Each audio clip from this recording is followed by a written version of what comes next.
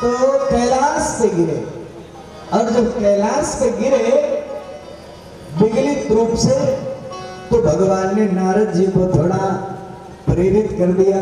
नारद जी जाओ, थोड़ा देखो हमारा चेला है गिरा है, कुछ कृपा करो उसके ऊपर। और नारद जी की बीना बजी। नारद जी कुछ बोलते हुए कैलाश पे जा रहे हैं, आप भी एक बार बोलिए श्रीमन्नारायण, प्रेम पूर्वक सब बोले श्रीमन्नारायण नारायण नारायण, आनंद से नारायण नारायण, भजन नारायण नारायण नारायण, भजन नारायण नारायण नारायण, केशव नारायण नारायण नारायण, केशव नारायण नारायण नारायण, माधव नारायण नारायण नारायण, सत्य नारायण सत्य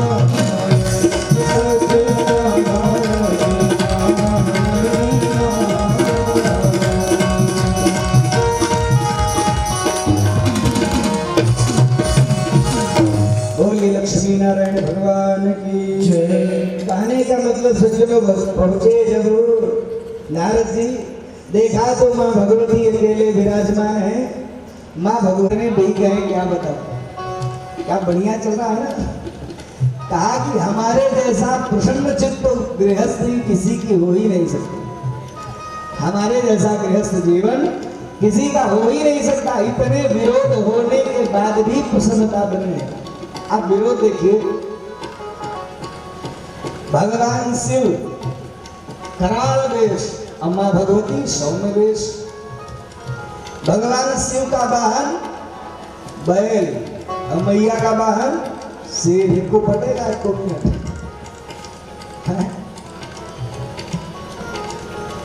भगवान शिव के गले में नाग, और एक बेटा का जो वाहन है वो क्या है? मोर। जीवित रखेगा उसको। कहा एक बेटे का वाहन चूहा, और बाबा के गले में विषधर नाग, वो जीवित रखेगा। इतना वैषम्य होने के बाद भी समता बनी है। नारद जी कम है क्या?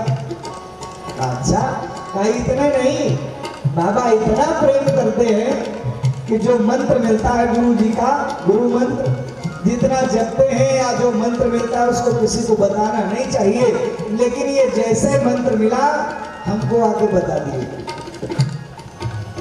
और हम ही को नहीं बताए। कहा हमको बताए ही बताए, और जितना रोज जप करते वो भी किसी को नहीं बताना, लेकिन वो भी हमको आके बता देते। अब बताओ कितना प्रेम करते हैं। नारद जी को मौका मिला। नारद जी ने कहा माता जी तब तो आपको ये भी बताए होंगे कि ये जो मुंडों की माला पहने रहते हैं बाबा, वो भी बताए होंगे। भैया ने अरे ये बात तो नहीं बताई। तब का प्रेम करते हैं जब इतनी खास बात नहीं बताए कि मुंडों की माला किसकी है। अब बस मैया का काम हो गया, नारद जी का भी, दोनों चल पड़े। मैया बैठी है, बाबा पहुंचे जब लौट करके आए गुफा से, आए तो मैया तो रोज व्यवस्था कर देती थी, आज इधर मुंह करके बैठी है। भगवान ने कहा देवी जी क्या मामला है? कहा हम तो सुने थे आप काले हो, लेकिन बाहर से नहीं अंदर से भी काले हो। मतलब आप इतने कपटी हो। ये जो मुंडों की माला धारण करके रखी है, हमको बताया नहीं कभी कि किसके मुंड की माला है। क्या देवी एक बार बताओ, नारद जी तो नहीं आए थे? आपका क्या मतलब? अरे हमारे गुरु हैं, आएंगे ही आएंगे। कहने नहीं ऐसे पूछ लिया हमने। कहा इसका मतलब नारद जी आएंगे। तो देवी सुनो, ये तुम्हारे काम की चीज नहीं, तुम अपनी बात रखो। कहा नहीं नहीं आप बताओ आज किसके मुंड की माला है? आप इतना हमसे बैर करते हो। आप बैर नहीं, ये तो प्रेम का प्रतीक है। किसके मुंड की माला है? कहा देवी जी आपके ही मुंडों की माला है। 108। हाँ, इतनी बार मर चुके हम। हाँ, तो कहा आप कौन सी अमृत छाने हो, बताओ हमको, क्या है आपके पास? क्या मेरे पास अमर कथा है जिसके प्रभाव से मैं मरता नहीं हूं। देवी जी जानते प्रिया का आज ही सुनाइए, क्या समय आने दो ना, आज ही सुनाइए हमको वो अमर कथा। कहा कि अच्छा ठीक है। बाबा ने अपने त्रिशूल को आदेश किया कि जाकर के देखो, और जहां भी कोई दूसरा जीव हो हटाओ उसको, कोई भी अनाधिकारी को कथा नहीं सुना सकता। गया त्रिशूल, हर हर हर हर करके उड़ा, चारों तरफ से सारे जीव जंतु भाग गए। एक विगलित मृत अंडा पड़ा था, उसको देखा तो कहा ठीक है कोई बात नहीं, तो टूटा हुआ ऐसे ही है। चला आया बताया नहीं, सुनाने लगे।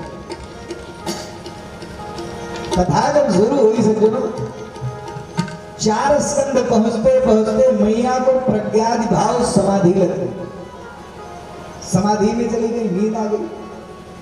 अब उस कथा के प्रभाव से जो अंडा था उसमें से टूट करके चूजा निकल करके बाहर आ गया शुक के रूप में। सुखदेव जी ने विचार किया कि मैया को नींद आ गई, और अगर कोई नींद आ जाए, पहले क्या माताएं सुनाती थी कहानियां, और बच्चों को कहती थी हाँ करते रहना, हाँ करना बंद किया कहानी बंद। तो कहा कि मैया बंद हो गई है, चुप हो गई है, शांत हो गई है, और ये कथा भी बंद हो जाएगी। इसलिए सुखदेव जी स्वयं ओम ओम का उच्चारण करने लगे, जिसके प्रभाव से पूरी कथा हो गई। अंतिम में विराम के समय बाबा ने जोरदार जयकारा लगाई, बोलिए भागवत भगवान की। जैसे जोरदार जयकारा लगाया, मैया उठी झटड़ा, अरे क्या हो गया महाराज। इसके बाद बाबा ने कहा थी आप?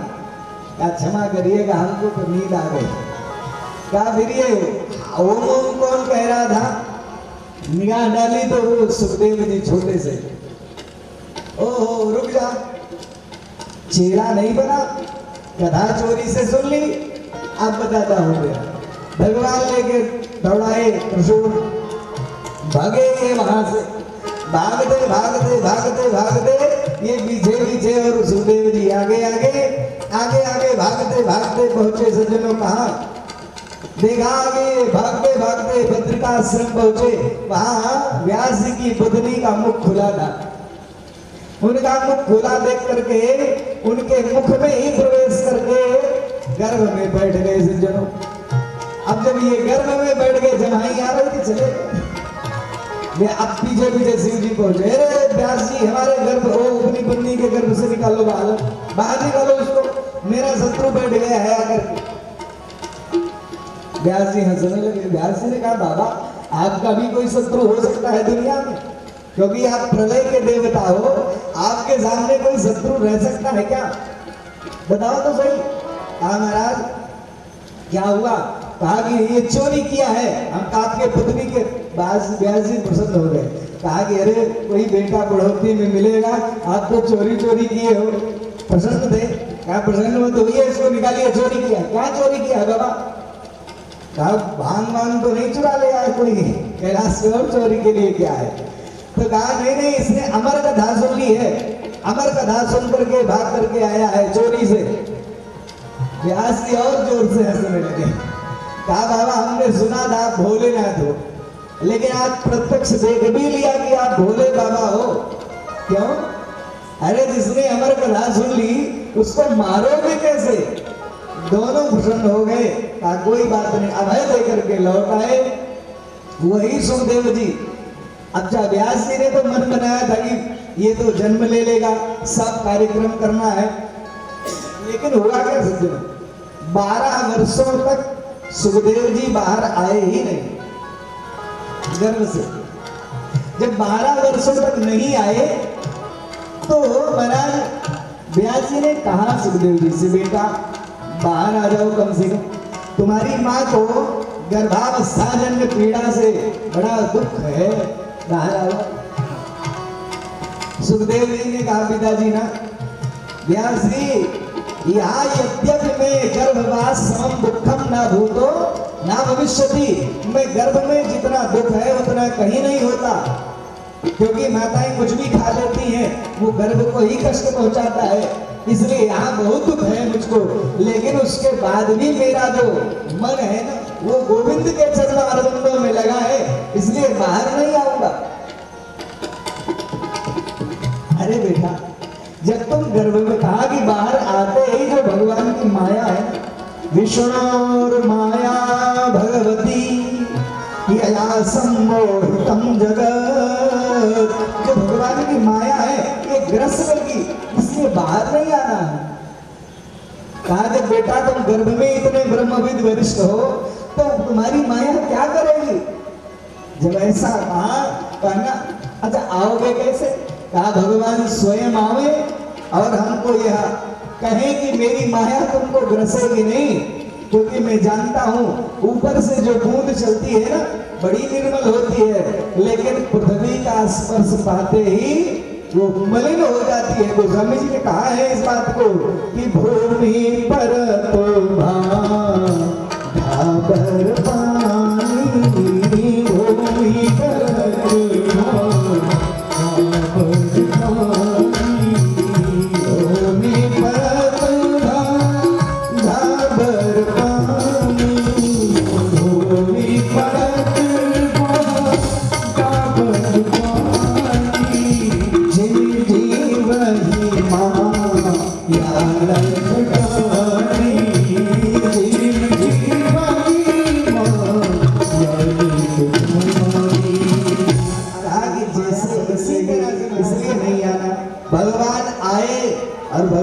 दर्शन दिया और कहा कि मेरी माया आपको नहीं ग्रसेगी।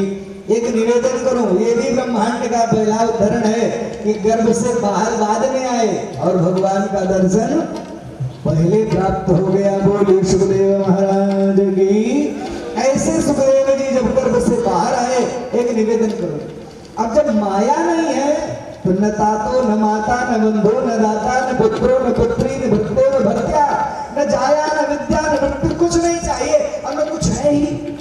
क्या है? जीव तो एक ही है। तुरंत अभ्यासी पीछे वही सूत जी प्रार्थना कर रहे हैं कि हम प्रव्रजंत मनुपेत मुपेत कृत्या अद्वैपायनो विरह कातरया जुहाव। वही विरह से कातर होकर के जैसे गर्भ से निकले, अभी नाला क्षेत्र नहीं हुआ, दौड़ पड़े जंगल की तरफ, और जंगल की तरफ दौड़े तो व्यासी पीछे के बेटा रुक जाओ, बेटा रुक जाओ, बेटा रुक जाओ। कौन बेटा? किसका बेटा? कितनी बार आप बेटा बने हो हमारे, और हम कितनी बार आपके बेटा बने हैं। किसका बेटा? कौन बेटा? जीव तो अकेला है, वो अपने सुख दुख पुण्य का भागीदार अकेले है, दूसरे का कुछ नहीं। आगे बढ़ते जाए तो लिखा है कि तरो विने दुहु उत्तरम ददुहु तरो। तरो माने वृक्षों ने उत्तर दिया, हे बाबा आपका तो एक बेटा जा रहा है समाज के लिए, कल्याण के लिए, हमारे तो सैकड़ों बेटा रोज, हम भी बेटा है, वृक्ष के का तोड़ लिए जाते हैं, हमको तो कष्ट नहीं होता, आपको इतना कष्ट क्यों है?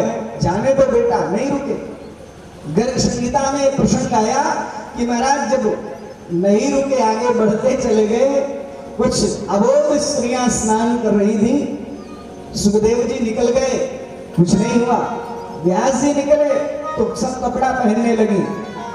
बाबा ने पूछा, देवी एक बात बता, मेरा युवा बालक, पूरा युवान बालक मेरा जा रहा है दिगंबर वेशधारी, उसको तो आपको लज्जा नहीं आई? हम वृद्ध हैं, हमारी दाढ़ी पक गई है, हमको देख के बड़ी लज्जा आ रही है। उन अबोध बालिकाओं ने जो उत्तर दिया, उससे व्यास जी को प्रबोध हो गया। जब क्या बाबा जो आगे जा रहे हैं ना, इनको तो पता ही नहीं है स्त्री और पुरुष क्या होता है, भेद नहीं पता है। निज प्रभु में देखें जगत, कहा ये तो स्त्री पुरुष देख ही नहीं रहे हैं, लेकिन आपकी दृष्टि में स्त्री पुरुष भेद है, इसलिए आपके आने पर हमने कपड़े पहन लिए और इनके आने की कोई समस्या नहीं हुई। तो कहा ऐसे सुखदेव जी को जब देखा तो लौट करके चले आए। पहले श्लोक में उनकी कृतित्व उनके जन्म की चर्चा किया सूत जी ने, और दूसरे श्लोक में उनके कृतित्व की चर्चा किया। व्यक्तित्व तो बहुत अच्छा हो, जन्म बहुत ऊंचे खानदान में मिल जाए, लेकिन कृतित्व अच्छा ना हो तो क्या अच्छा होगा? कर्म।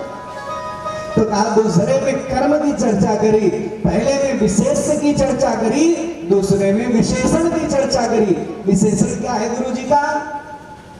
ये स्वानुभाव मखिल श्रुति सार में का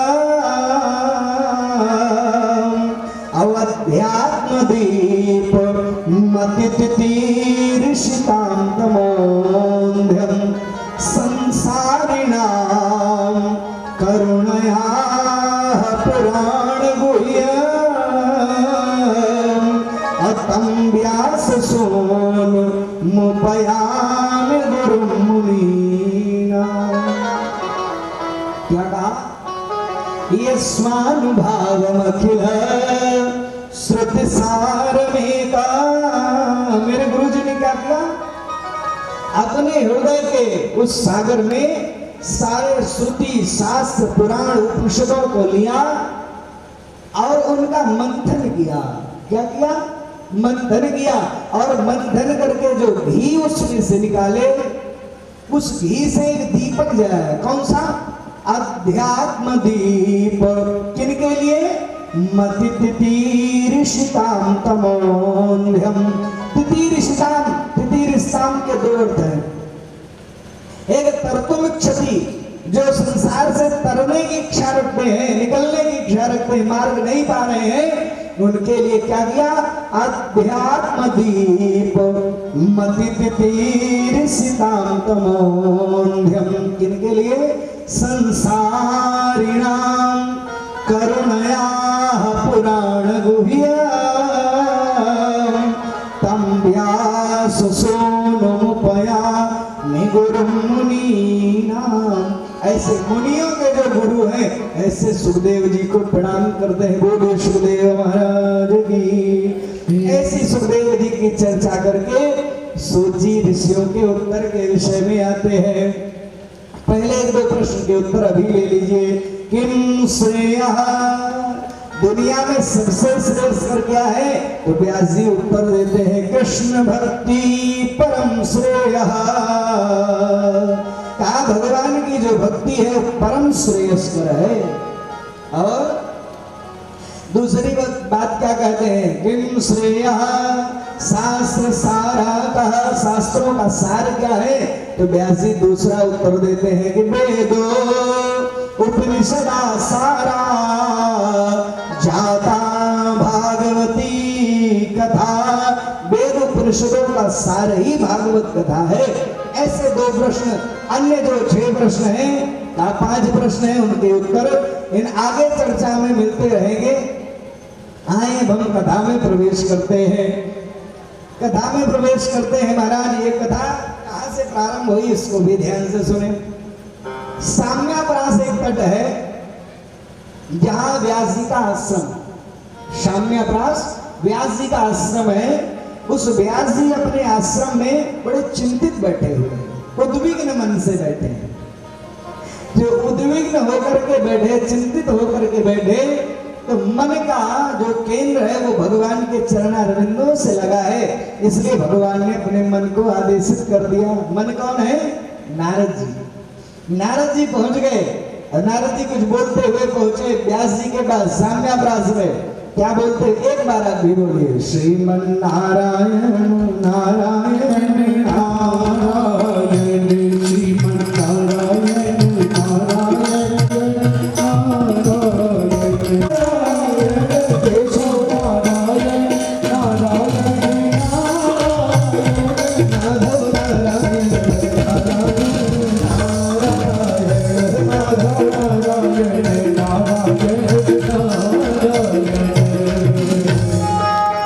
बोले लक्ष्मी नारायण भगवान की जय। कहा महाराज महाराज ध्यान से सुनिएगा। पराशर्य महाभाग, उनके पिताजी के नाम से बुलाया। किसका नाम लिया?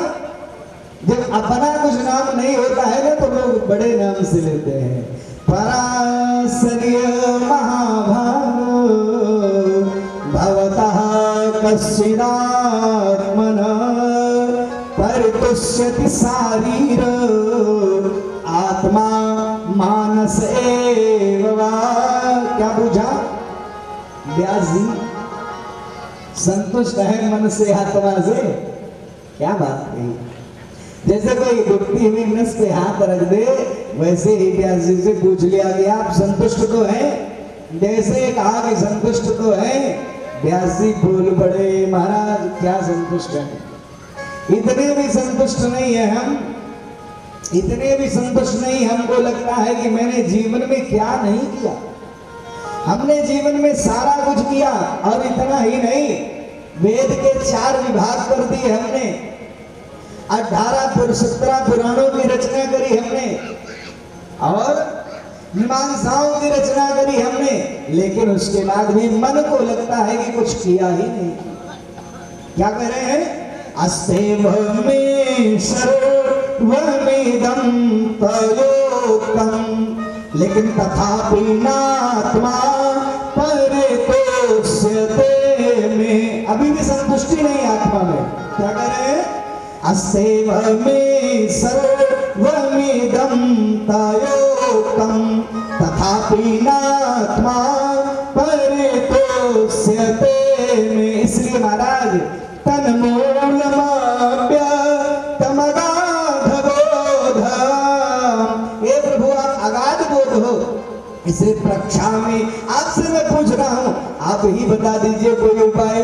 क्या करूं महाराज? और सुनिए महाराज, हमने बहुत कुछ कर दिया, प्रार्थना करी कि तुम परिहटन नरकैव त्रैलोकी। हमने आपका है कहा महाराज आप तीनों लोगों में अपने आप साधारण रीति से जा सकते हो, आप सामान्य नहीं, इसलिए आपसे पूछ रहा हूं। तुम परिहटन नरकैव त्रैलोकी अमन्तश्चरो वायुरिवात्म साक्षी परावरे ब्रह्मणि धर्मतो व्रतैः। क्या कहा? अभी तक आपने महात्माओं के लिए कुछ नहीं लिखा, अभी तक गृहस्थ के लिए ये काम करोगे तो ये फायदा मिल जाएगा, ये यज्ञ करोगे तो ये लाभ मिल जाएगा। अरे कुछ महात्माओं के लिए भी तो लिखो महाराज। कानयद्वच क्षेत्र पदम हरेर्यसो, भगवान के यश का गान लिखा ही नहीं अभी आपने। क्या कहा? यद्वच क्षेत्र पदम हरेर्यसो जगत पवित्रं प्रगृणीह कर्चित् यद्वायसन्ति धनुसन्ति मानसा नयत्र हंसा निर्मन्थ कृक्षत। क्या महाराज इसमें हंस लोग नहीं लौटेंगे महाराज। अभी आपने जो लिखा है उसमें भगवान के गुणानुवाद नहीं लिखे हैं, तो क्या करें महाराज? कहा महाराज अगर लिखना ही है कहा साबाग भी सर्वो, कहा अगर आपने भगवान का गुणानुवाद लिखा होगा तो उसमें अगर कुछ त्रुटि भी हो जाए हलंत बिंदी की तो उस गलती को भी संत ध्यान नहीं देंगे, वो तो उसमें अवगाहन करने लगेंगे। क्या लगा? कहा साबाग भी सर्वो जनता विप्लव यस्मिन् प्रति श्लोकमवध्यवत्तपि नामानन्त शेषोऽङ्कितानि श्रवन्ति गायन्ति गृह्णन्ति साधवः। सुनेंगे गाएंगे और उसमें अवगाहन करेंगे। महाराज वो लिखिए, क्या लिखे? आप भगवान का नाम लिखो, उनका गुणानुवाद लिखो। वो कहा कि भगवान के गुणानुवाद से फायदा क्या होगा? नारद जी ने कहा आप दूसरे का उदाहरण नहीं देंगे, अपना उदाहरण दिया। व्यास जी हमें आप देख रहे हो, मैं पहले नारद हूं नहीं, पहले मैं दासी का पुत्र था। और दासी का पुत्र ऐसी दासी का पुत्र था कि मेरी माँ एक घर में सेवा करती थी और मैं भी उन माँ के साथ अपने सेवा में जाने लगा। जिनके यहाँ सेवा करती थी उनके यहाँ संतों की बड़ी सेवा होती थी। तो मेरे घर में मेरी माँ जहाँ सेवा करती थी वहां संत लोग आए और 4 महीने संत एक जगह रहते हैं, चतुर्मासा करते हैं। 4 महीने के लिए आ गए। अब मेरी माँ रोज सेवा के लिए जाती, मैं भी जाने लगा। मेरी माँ जब सेवा करके उठती तो मैं वहां जब संतों को प्रसाद कराती, उनके पत्तल पर जो बच जाता वो शीत प्रसाद खाने लगा। उनका बचा हुआ जूठन खाने लगा। और थोड़ा बड़ा हुआ, महाराज थोड़ी समझ तो थी ही, मैंने बुद्धि थोड़ा ठीक होने लगी। तो संत जब गाते कुछ तो मैं भी नाचने लगता। मैं भी धीरे धीरे कीर्तन में मेरी रुचि बढ़ गई। और महाराज इतनी रुचि बढ़ी कि अब वो मुझको रहा नहीं जाता कि कब वो शाम होगी, कब वो आएंगे, कब 2 बजेगा, कब वो संत गाएंगे और मैं नाचूंगा, मैं भी कीर्तन करूंगा। ये मेरी इच्छा बन गई, मेरा जरूरत बन गई, मेरा स्वभाव बन गया। महाराज 4 महीना पूरा हुआ, संत जाने लगे। हमने संतों से हाथ जोड़ा, महाराज हमको भी ले चलो अपने साथ, यहाँ मन नहीं लगेगा। संतों ने कहा भैया तुम्हारी मैया ने इतनी सेवा करी है और मैं आपको ले चलूंगा तो मैया क्या कहेगी, महाराज जी की इतनी सेवा करी, महाराज जी हमारे बेटा को भी ले गए, अंधे की लकड़ी को भी, ये ठीक काम नहीं है। इसलिए सुनो, हम तुमको मंत्र दे रहे हैं, इस मंत्र का जप करना और जब तुम्हारी माँ मर जाए तो उत्तर दिशा की यात्रा करना, कोई स्थान मिले वहां रुक करके जप करना, भगवान जरूर मिलेंगे। मंत्र दे दिया और मंत्र दे करके चले गए। अब जपने लगे। नारद जी मन ही मन माँ को मरने का सपना देखने लगे, कब मैया मरेगी। एक समय हुआ, रात में मैया गाय धोने गई थी और उस सर्प ने दंश किया और वहीं चल बसे। बाहर से तो रोते रहे, अंदर से बड़े प्रसन्न हुए, चलो झंझट खत्म हुआ। अब हुआ क्या, सारे और हृदय एक कार्य किए और वहीं से जंगल के लिए निकल लिए। कुछ समय तक भजन के बाद नारद जी व्यास जी से कह रहे, भैया हमारे हृदय में अचानक एक अद्भुत प्रकाश जगा और उस अद्भुत प्रकाश को देख करके मैं विह्वल हो गया और जब एक क्षण के लिए जगा था और गायब हुआ तो मैं पागल हो गया खोजने में उसी को, कहाँ है वो। और जब मैं पागल जैसा हो गया तो स्थिति क्या है सज्जनों, ध्यान से समझिए। कहा मैं तो बस उसको देख करके पागल जैसा हो गया और जब पागल हो गया महाराज तो क्या दिव्य बात कहते हैं, कहा मैं पागल हो गया उसको देख देख करके, उसकी प्रकाश को। आकाशवाणी हुई, बेटा इस जन्म में नहीं अगले जन्म में फिर से प्राप्त हो सकता है। अगले जन्म के प्राप्त होने की जब चर्चा हुई तो महाराज दूसरा जो जन्म मिला हमें, वो नारद जो है दासी का पुत्र था, वो दूसरे जन्म में ब्रह्मा का पुत्र होकर के प्रकट हुआ। ऐसी कृपा भगवान की प्राप्त हुई। अब यहां भी मैं नाच ही रहा था। क्या कहा, यहां भी मैं नाच ही रहा था, यहां भी बड़ी प्रसन्नता हो रही थी। और जो नाचते हुए भगवान ने हमें देखा, अपनी वीणा प्रदान कर दी। देवदत्त वीणां स्वर ब्रह्म विभूषितां, कहा कि देवदत्त वीणां स्वर ब्रह्म विभूषितां, कहा कि देवदत्त नाम की वीणा भगवान ने हमको प्रदान कर दी। और मैं उसको लेकर के गाने लगा और प्रसन्नता देखी, क्या दिव्य स्थिति। आज मैं नारद बन गया व्यास जी, उसी नाम के प्रभाव से। आप भी लिखो, प्रसन्न हो गए व्यास जी। कहा आप बताइए क्या करो, बताया का एक काम करो, आप भागवत जी की रचना करो। कहां से बुलाया, तुरंत सरस्वती के तट पे थे, हृदय में विराजित हो गई। गणेश जी का ध्यान किया, हमारा लिखना है। गणेश जी ने अनुबंध किया, सुनो लिखूंगा तो मैं जरूर, लेकिन अगर आप बोलना बंद कर दिए तो मैं लिखना बंद कर दूंगा। लिखना बंद कर दूंगा, इसलिए कहा लिखना मैं बंद बोलना बंद किए नहीं कि मैं लिखना भी तुरंत बंद कर दूंगा, इसलिए एक ध्यान रखना। क्या करेंगे? शुरू हो गए, कथा प्रारंभ हो गई, लिखना शुरू कर दिए। तो व्यास जी ने कहा 2-2, 3-3 दिन बीत गया, नित्य क्रिया सब बाधित हो गई, क्या करें? तो व्यास जी के भी दिमाग में आई बात, कहा गणेश जी जो लिखिएगा बिना समझे मत लिखिएगा, समझ करके लिखिएगा। जब उठना हो तो ऐसा क्लिष्ट मंत्र का प्रयोग करें कि महाराज गणेश जी को भी सोचने का समय लगने लगा, और जहां सोचे हैं ज्यादा वही अध्याय बन गया है।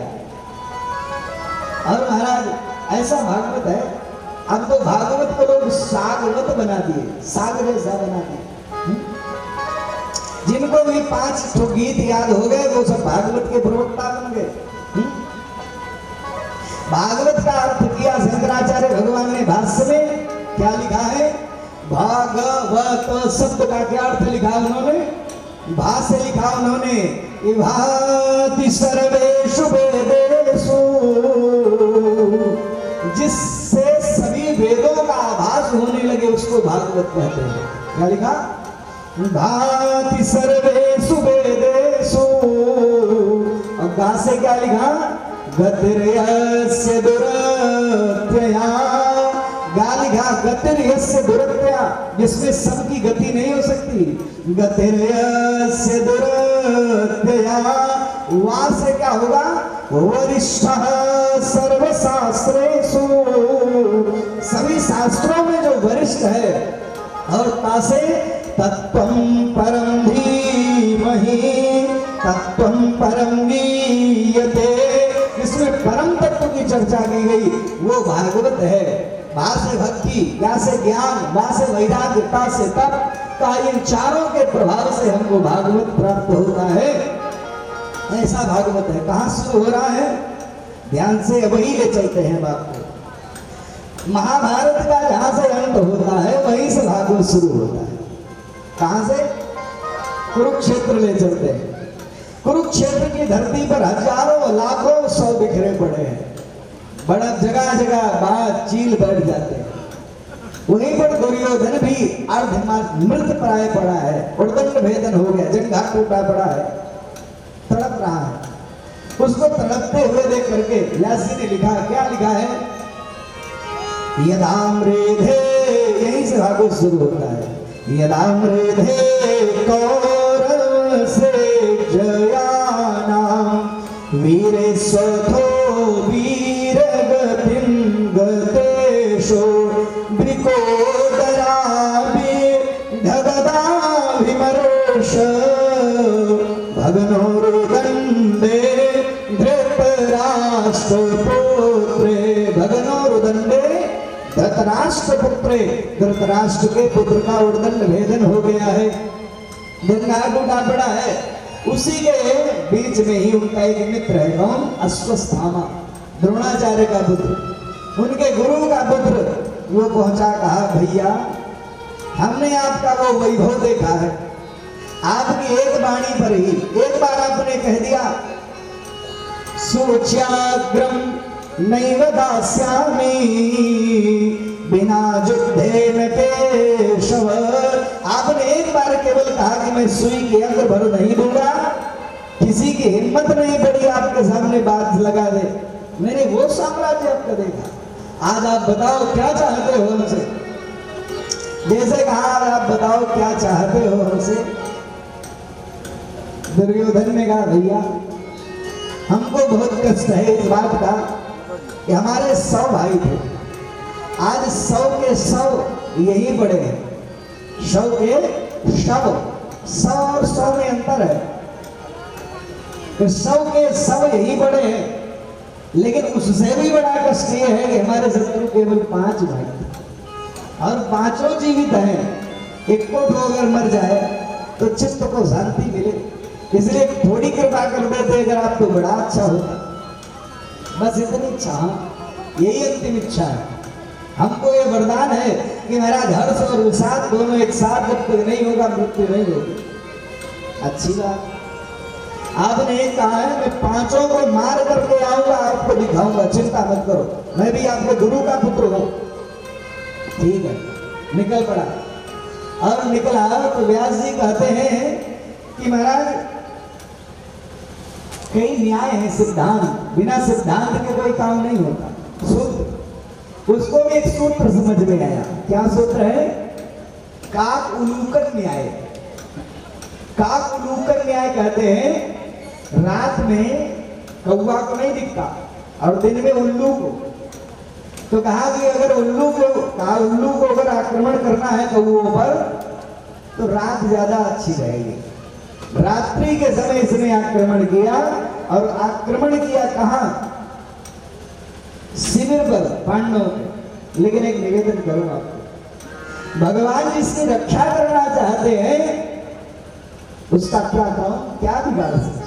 गोस्वामी जी ने कहा है किसी में की चापी सकई को ताशो, सीमी की चापी सकई को ताशो, सीमी की चापी सकई को ताशो, सीमी की चापी सकई को ताशो, बड़ रखबार रमापति जासो, बड़ रखबार रमापति जासो।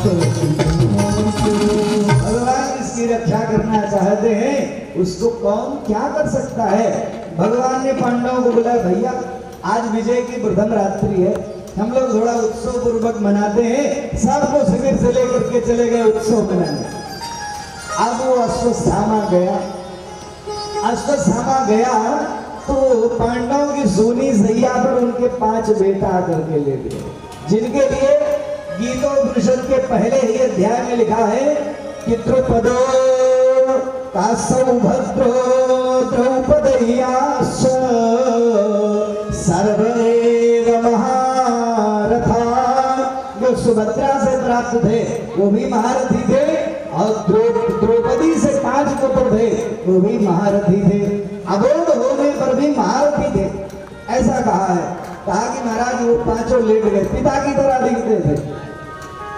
पहुंचा अश्वत्थामा देखा 5 सोए हैं, 5 का सिर काट दिया। 5 का सिर काट दिया, दिखाना है इसलिए हाथ में पकड़ करके सर को लेके आए।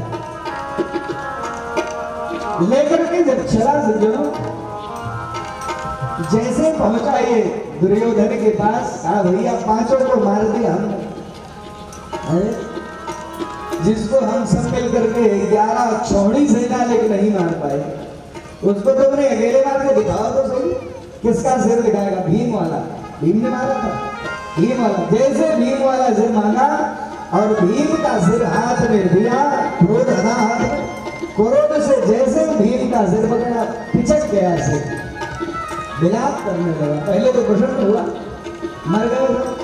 बाद में एकदम से अधीर होकर के चिल्ला करके रोने पड़ा, भैया आपने जिन्हें मार करके हमारे कुल में कोई पानी देने वाला नहीं चाहिए। अरे हमारे चाचा ताऊ के ही तो बेटे थे, कम से कम हमारे कुल में कोई नहीं बचा, ये रहते तो हमको जल तो मिलता। तुमने इनको मार करके तो हमारा कुल ही निर्मूल कर दिया। रो करके बाद में उसकी भी स्थिति खत्म हुई, प्राण झूठा, लेकिन अब अश्वत्थामा लौटाया। अगर पांडव जीवित हैं तो हमको अब जीवित नहीं छोड़ेंगे, भाग गया। और यहाँ क्या हुआ? यहाँ जैसे ही द्रौपदी महारानी के साथ पांडव भगवान के साथ प्रवेश किए, देखा तो शिविर के बाहर से ही रक्त की धारा निकली चली आ रही। द्रौपदी मैया के लिए लिखा, माता शेषो ना, कैसे रुकेगी मां? 5 बेटा है और 5 के कबंध पड़े हैं, सिर किसी में नहीं है। व्यास जी लिखते हैं कि चिल्ला पड़ी, अपने सीने को पीट पीट करके चिल्ला रही है, माता शेषो नाम निधनम सोतानाम निशम्य घोर परितप्यमानम तदा रुदत्वा सकला कुलाक्षी ताम स्वान्तयन्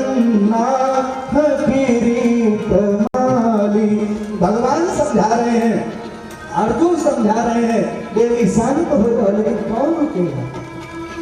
5 पुत्र भरे पड़े हैं। देवी ने चिल्लाते हुए एकदम स्वर से है, अर्जुन ने संकल्प कर लिया, आप चिंता मत करो, आप चिंता छोड़ दो, एक काम करो, ये जिसने भी तुम्हारे बच्चों की हत्या करी है ना, उनको तुम्हारे सामने में ले आकर के मृत्यु दंड दूंगा, ऐसा संकल्प कर लिया सबने। जब ऐसा संकल्प किया, विचार करिएगा, भगवान के द्वारा संचालित रथ में बैठ करके अर्जुन भागे दौड़े। पीछे से देखा सुदामा जा रहा है, प्रहार करना प्रारंभ कर दिया, प्रहार करना प्रारंभ कर दिया। और जब प्रहार करना प्रारंभ किया सज्जनों, इससे भी देखिए, बहुत ध्यान से समझिएगा, अश्वत्थामा ने प्रतिकार करना शुरू किया, और लेकिन जब अंतिम क्षण में देखा कि अब बचूंगा नहीं, तो ब्रह्मास्त्र का संधान कर दिया। जैसे ब्रह्मास्त्र का संधान किया, अर्जुन घबराए, प्रभु ये क्या किया इससे तो सृष्टि को बहुत दुख होगा, सृष्टि का बड़ा नुकसान होगा। लेकिन जब ऐसी स्थिति में आई, भगवान ने कहा सुनो अर्जुन, विशस्य विषमौषधम, विष ही विष की औषधि है। कांटा अगर जंगल में लग जाए तो वहां निकालने के लिए दूसरा अस्त्र नहीं होता, कांटे से ही निकालना चाहिए। तुम भी ब्रह्मास्त्र चलाओ, और तुमको चलाना और लौटाना दोनों आता है। शांत करो उसको। शांत किया, दौड़ करके अर्जुन जैसे कोई शेर अपने भाग को पकड़ ले, वैसे ही दौड़ करके अर्जुन ने पकड़ लिया। किसको? तथाहेतम पशुवत पाशवद्धम, पशु की तरह पास में बांधने लगे। भगवान ने समझाया, अर्जुन क्यों बांध रहे उसको, मार दो यही ना प्रभु, मारूंगा तो मैं द्रौपदी के सामने, उसको बताएगी द्रौपदी की कैसे मारना है, इसको शेर का भोजन बना करके मारना है कि जिंदा पृथ्वी में गाड़ करके मारना है, अस्त्र से मारना है कि शस्त्र से मारना है, कैसे मारना है। अस्त्र से, अस्त्र उसको कहते हैं जिसको हाथ में लेके मारा जाता है, और शस्त्र उसको कहते हैं जिसको फेंक के मारा जाता है। कहा कैसे मारना है इसको द्रौपदी बताएगी। लेके चले आए और सज्जनों, आज सभा के बीच में खड़ा कर दिया। विचार करिएगा, जिस सभा में इसको सभा पहुंचने पर चारों तरफ से लोग खड़े होकर के अभिवादन करते थे, आज इतना जुगुप्सित निंदनीय कर्म किया है कि सारे लोग देख करके बैठे हैं, भौहें करेर रहे हैं। आज स्थिति क्या है, कैसे खड़ा है, दर्शन करिए, ध्यान करिए उसका, क्या कैसे खड़ा, स्थिति क्या है। तथाहेतम पशुवत पाशवद्धम अवामुखम कर्मजोगोप्सितेन, हुआ क्या? निरीक्ष कृष्णा यकृतं गुरुसुतं उपामस्वभावात् कृपया ननाच। क्या कहा? यहाँ द्रौपदी जी के लिए विशेष बात लिखी है, निरीक्ष कृष्णा। यहाँ कृष्णा शब्द के दो अर्थ हैं, एक कृष्णा लिखा गया द्रौपदी के लिए, कृष्ण से बहन है इसलिए उनका नाम कृष्णा, और द्रौपदी स्वयं के लिए कृष्ण का निरीक्षण के लिए लिख रही है। क्या लिखा? यहाँ देखना नहीं लिखा कि द्रौपदी ने देखा कृष्ण को, नहीं, निरीक्षण किया। क्या? गुरु सुतम, गुरु के पुत्र के साथ कृष्ण क्या करना चाहते हैं, इसका द्रौपदी ने निरीक्षण किया। निरीक्ष कृष्णा यकृतं गुरु सुतम, और जब निरीक्षण किया, भगवान के भाव का निरीक्षण किया, तो किया क्या? वाम स्वभावात्, धन्य हो छत्राणी, 5 पुत्रों का वध जहां हो गया हो उसको प्रणाम करने। वाम स्वभावात् कृपया ननाम च, प्रणाम किया, और प्रणाम ही नहीं किया, क्या कह रही है? यहाँ सती शब्द का प्रयोग आया। सती शब्द का स्त्री के लिए तब प्रयोग होता है जब उसके पति की मृत्यु जैसा कष्ट वो सहन करती है, तब सती शब्द का प्रयोग होता है। लेकिन आज सती शब्द का प्रयोग किया है। उवाच च सहन्तस्य बंधनानयनम सती। क्या बोल रही है? मुच्चता छोड़ दीजिए, मुच्चता में से ब्राह्मणो नितराम गुरु। छोड़ दीजिए, इनको कहाँ बांधे हो? कहा इन्होंने मारा है, कहा भूल गए। अर्जुन से द्रौपदी ने कहा भूल गए, इन्हीं के पिता से ही आपको सारी शिक्षा दीक्षा प्राप्त हुई, नहीं तो पूरा कुल आपका अभी तक नष्ट हो गया होता।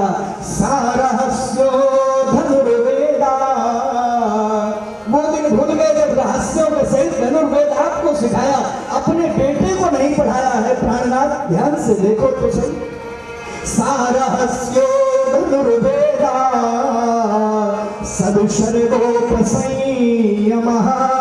सभी नियम संयम आपको सिखाया, बेटे को नहीं सिखाया। कहा कि सारहस्यो धनुर्वेदा सदुशर्गोपसंयमः, सब सिखाया। और सुनो महाराज, आज वही द्रोणाचार्य जी अपने पुत्र के रूप में खड़े हैं। ऐसे ही भगवान द्रोणी प्रजारूपेण वर्तते, आज प्रजा के रूप में, अपने पुत्र के रूप में वही खड़े हैं। उनको कहाँ मारने? और सुनो महाराज, हमारे तो पुत्र केवल मरे हैं, पति का अवलंब लेकर के मैं जीवित रह लूंगी, लेकिन अभी सोचा आपने अपनी गुरु माता के विषय में, जिनका पति तो उसी कुरुक्षेत्र में चल बसा है, अपने पुत्र के सहारे रह रही हैं, आज उन्हीं को मारने के लिए आपके अस्त्र उठे हैं। कैसा कार्य करते हो? जब ये संवाद युधिष्ठिर महाराज ने सुना तो वक्तव्य जारी कर दिया, राज आज्ञा जारी करी। कहा सुनो सभासदों, सबसे ज्यादा कष्ट मां को होता है पुत्र के जन्म में।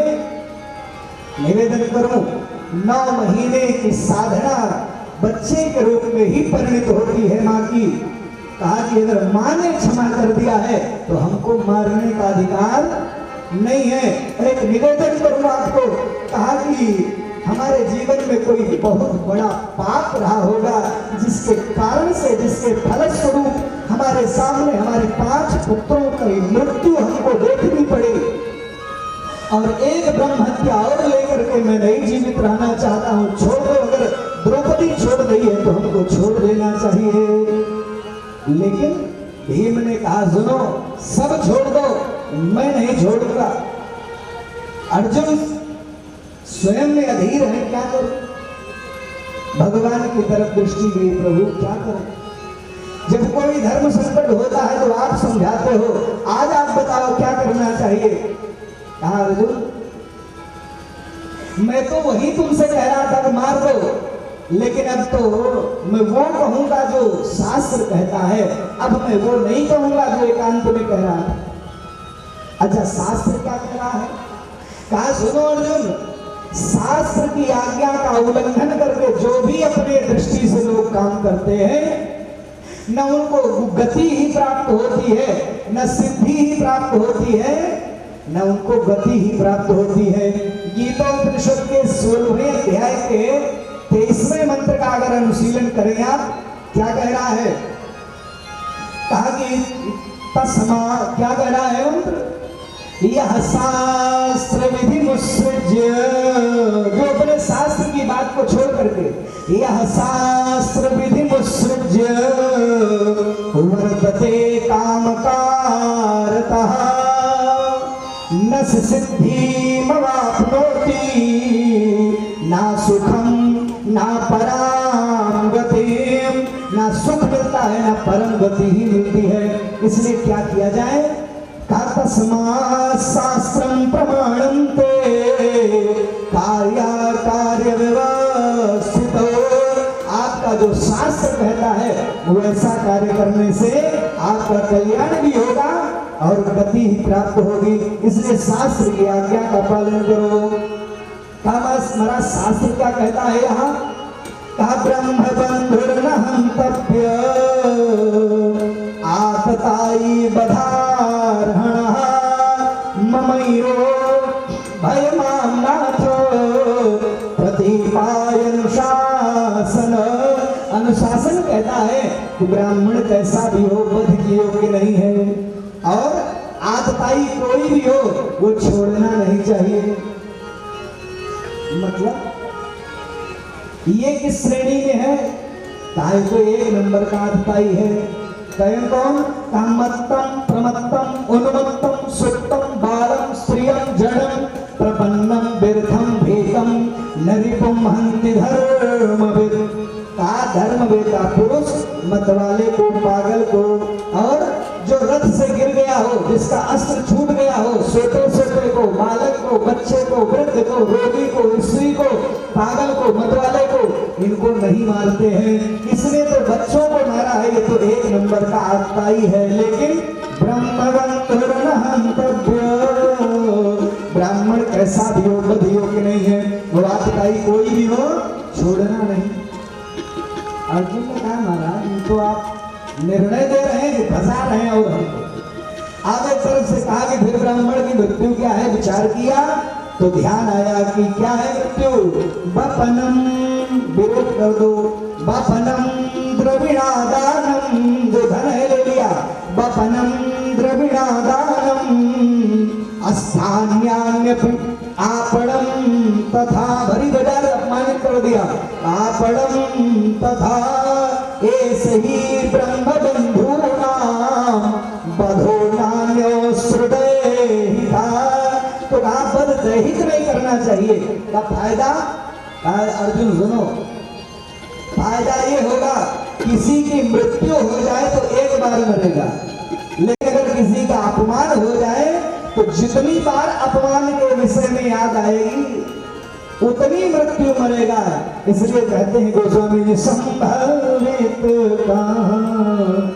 अपजसला हो, संभावित अपजसला हो, संभावित अपजसला हो, संभावित अपजसला हो, मरण कोटि सम दारुण दाहो, मरण कोटि सम दारुण दाहो, मरण कोटि सम दारुण दाहो। ही मृत्यु है।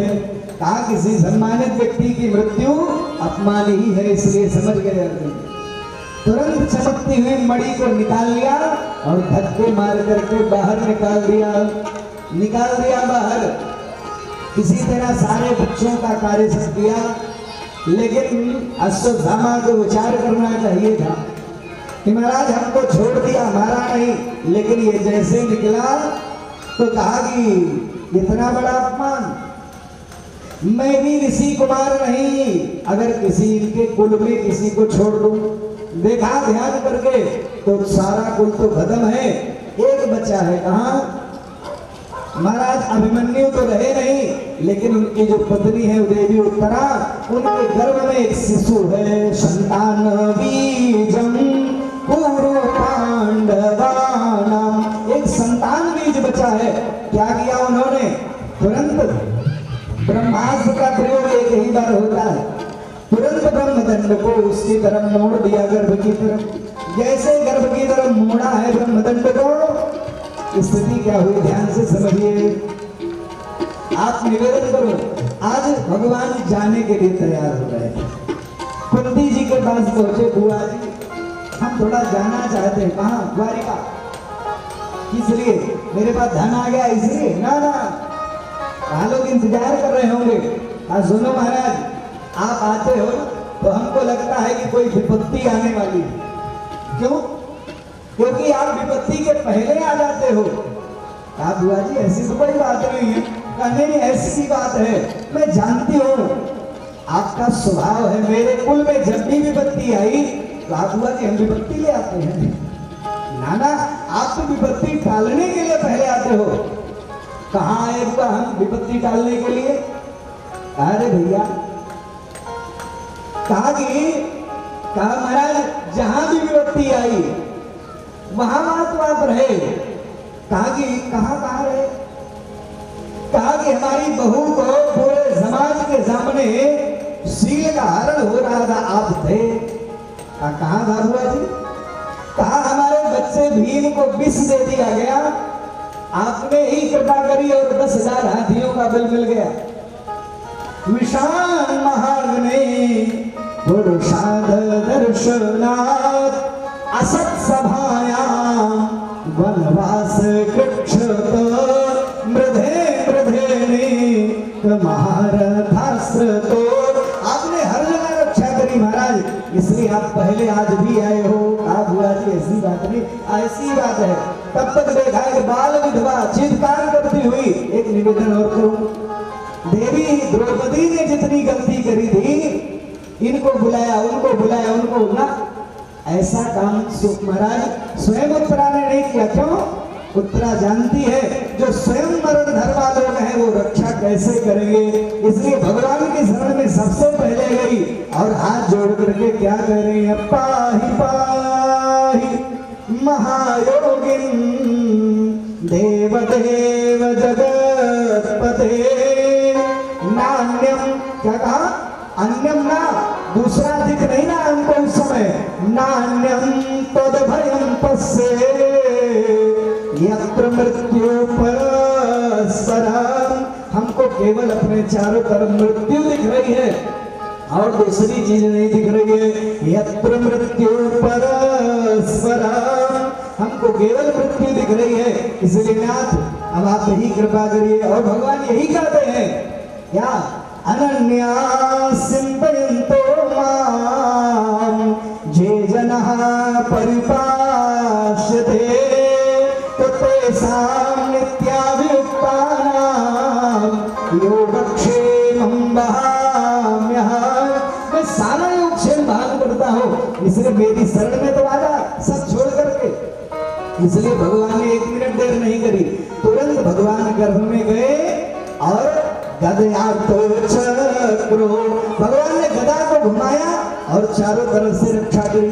गर्ग संहिताकार लिखते हैं जल गया था गर्भ। भगवान ने अपने आप को ही वंश चलाने के लिए पांडव का अपने आप को ही स्थापित कर दिया। बोलिए भक्तवत्सल भगवान की जय। रक्षा करके भगवान बाहर आए। यहाँ एक बात और हुई सज्जनों, ध्यान से सुनिए, पूरे ब्रह्मांड का पहला उदाहरण है ये। क्या? माताओं ने भगवान को भी अपने गर्भ में लिया, राम और कृष्ण के रूप में। माताओं ने भक्तों को भी अपने गर्भ में लिया, प्रहलाद ध्रुव के रूप में। लेकिन देवी उत्तरा पहली माँ है जिन्होंने भक्त और भगवान दोनों को एक साथ धारण किया। इसी बोलिए उत्तरा महारानी की।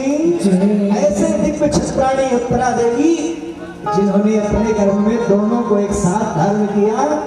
आज भगवान ने रक्षा करी। आए जब वापस अब चलने लगे तो बुआ जी प्रार्थना करने लगी। क्या कहा? कृष्णाय वासुदेवाय। हे प्रभु, आज आप नहीं आए होते तो मेरा वंश डूब गया होता, इसलिए कृष्णाय वासुदेवाय हरे परमात्मने। आज आप हमारे पाप को दूर करने आ गए हो। और बुआ जी मतलब क्या है?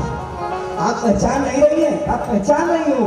कृष्णाय वासुदेवाय देवकी नंदनाय च नंद गोप कुमाराय गोविंदाय नमो नमः। पहचाने हो? गोविंद हो, नंद कुमार हो, वसुदेव नंदन हो, जानती हूँ, तब प्रणाम क्यों कर रही हो? नमः पंकज नाभाय, बार बार प्रणाम कर रही हूँ। नमः पंकज नाभाय नमः पंकज मालिने नमः पंकज नेत्राय नमस्ते पंकजांग्रहे। आप जी हमको इतना प्रणाम क्यों कर रही हो? आपको प्रणाम नहीं है, किसको फिर है?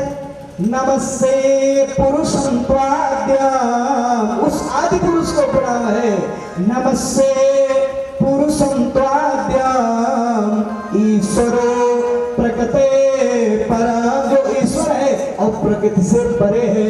ईश्वरो प्रकृते परा अलक्ष्यम, कहां से अलक्ष्य है? दिखता नहीं है।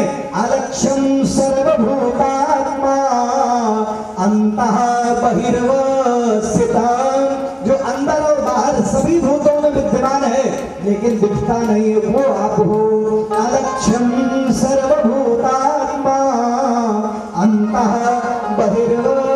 स्थितम्। तो कहा बुआ जी चाहती क्या हो? कहा कि चाहती ये हो कि आप हमारे यहाँ से ना जाओ। मैं जानती हूँ, इसलिए एक काम करो, हमको विभक्ति दे दो। आप क्या मांगा? आप जाना चाहते हो तो दे करके जाओ। क्या चाहती हो? क्या मांगा गजब का? आप निवेदन करो, दुनिया में कुंती महारानी जैसा कुछ कोई नहीं मांग सकता। घर दरबार सब मांगते हैं, कुंती ने विपदः विभक्ति दे दीजिए। कब के लिए? संतु नः सस्व, शाश्वत विभक्ति दे दीजिए, कभी हटने वाली विभक्ति ना हो। विपदः संतु नः सस्व, यत्र यत्र जगद्गुरो भवतो दर्शनं यस्या